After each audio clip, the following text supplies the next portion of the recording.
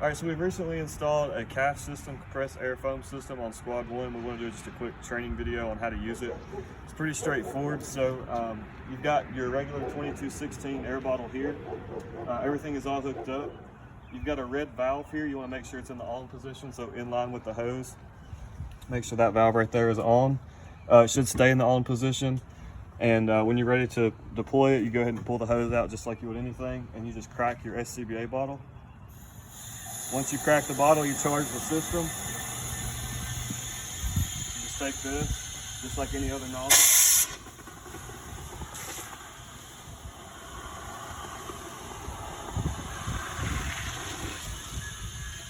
And that gives you about 3 minutes of foam. We've got it filled with F500.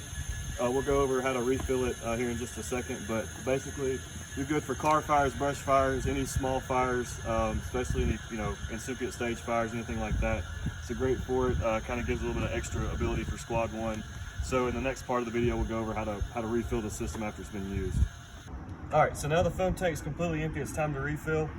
You want to make sure you disconnect your bottle. So we got the bottle disconnected. It's being filled. You've got your regulator valve here. When you disconnect the bottle, you want to make sure this is still open in the on position in line. That makes sure there's no pressure in the tank. Once you've confirmed there's no pressure in the tank, there's a top here. You just unscrew it.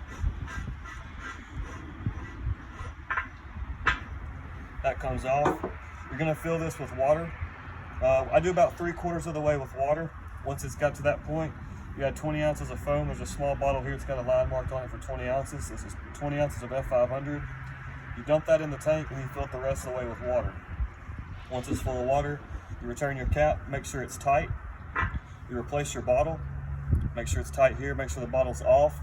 You can leave this in the on position at all times. There's really no reason to turn that off. And so once your bottle's back connected, you're good to go.